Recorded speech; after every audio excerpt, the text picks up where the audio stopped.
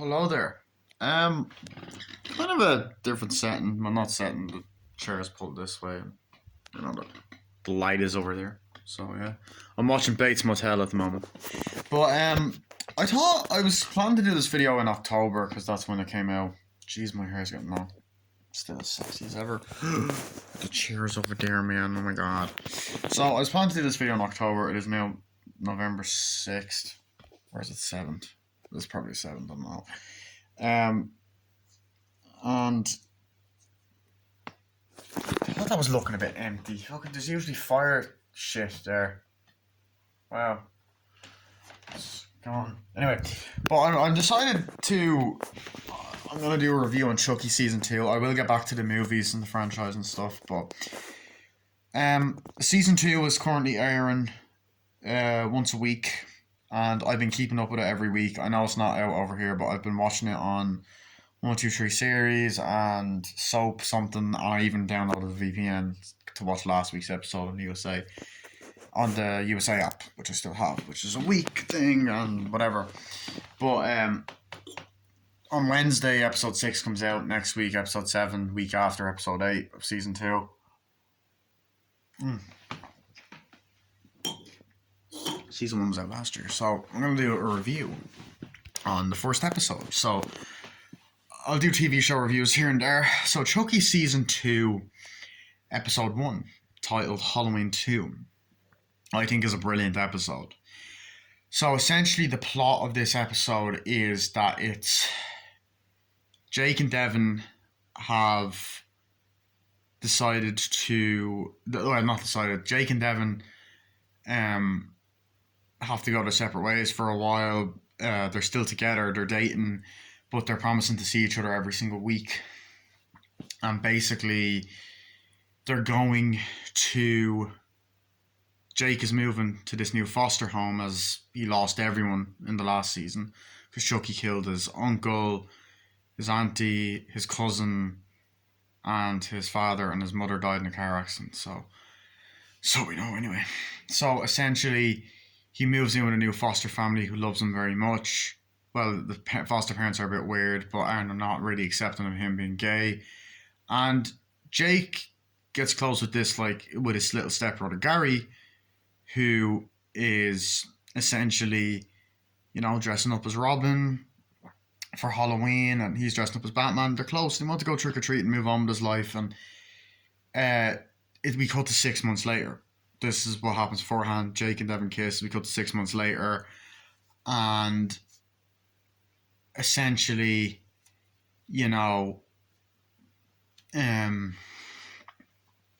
Chucky or whatever, basically it's Halloween, and essentially Jake is wanting to go to see Devin on Halloween night, but he can't because he has to take Gary out trick-or-treating. So Devin's obviously upset about this, so we're starting to see their relationship problems. I've been there before.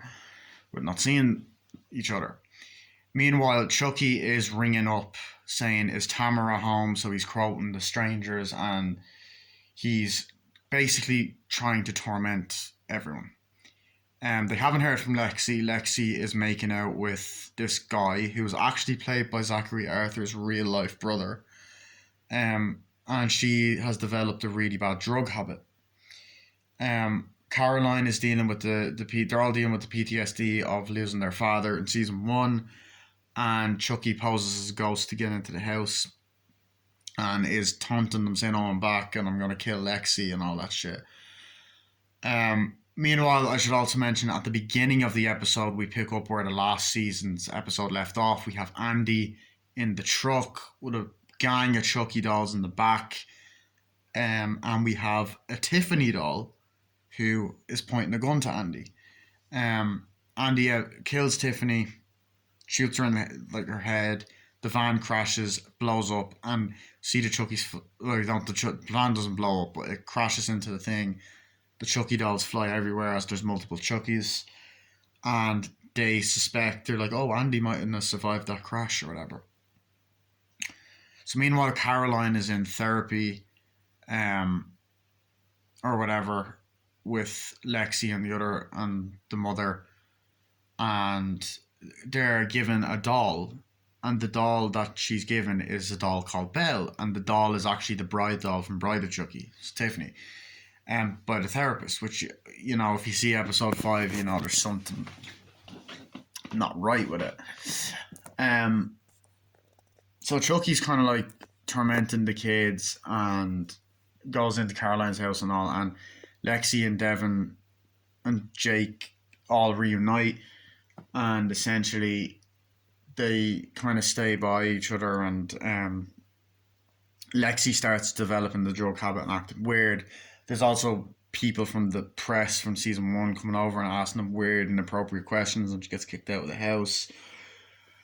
And eventually, like, the episode kind of comes to a close where Chucky ends up in the house with a bomb with Gary, and Lexi's upstairs getting fucking smoking, sniffing coke, while Devin and Jake are just like taken hostage until Jake tasers Chucky. Gary runs off with the bomb, sees the Belle doll because Caroline lets them in, first of all, and Caroline was told by Lexi, dolls are fucked up, don't trust any doll. But she's like, oh no, Belle's okay, she's not like Chucky. And even Lexi gives her a knife to sleep with. But the kid sees the doll, Chucky jumps, stabs him, house blows up. We find out about what happened to Gary. Gary died, you're going to have to be, what do you think is going to happen, look what you've done. You just have to be placed in Incarnate Lord, which is a religious boarding school. So at the end of the episode, they get brought to this religious boarding school, they meet the nun, they go in, the van pulls up, they find out just before going there that it's actually the place where Charles E. Ray grew up, which was in the flashbacks in season 1. We learn about this kid named Trevor, who's not in this episode, but he was a bully that bullied Lexi, which is why she turned out to be such a bitch. And that's the episode in a nutshell. So what do I think of it? I think it's fucking great. Honestly, I think it's a great fucking episode. There's a lot of great moments.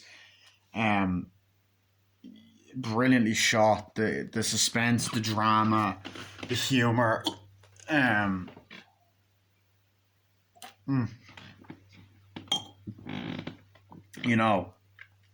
The kill of Gary, like when he jumps, and stabs. He's like, and then the whole thing blows up, and Lexi coming down the stairs on drugs, and all of that. It's just brilliantly done. And then, of course, Andy Barclay being on screen with Tiffany is pretty cool. It's like, they don't know me. They don't know you either. It's like, you watch your mouth buster and he drives and she shoots, and then he just pulls a gun, shoots, and the fucking head comes off, and he's like, Andy, get him. The thing he goes, this is for Kyle. And then crashes the fucking van. The dolls go flying out everywhere. And then the way the intro pops up with the pumpkins and with Chucky's faces on, with the Child's Play 2 theme, of course. And of course, the best line, you see him bald Chucky. He's like, wait, you got a knife? He's like, yeah, I got a knife. We passed him out at orientation. What the fuck? And he's like, what? What? I didn't say anything. You know what they say about bald guys? Don't worry, you know what they say. Chicks love bald guys.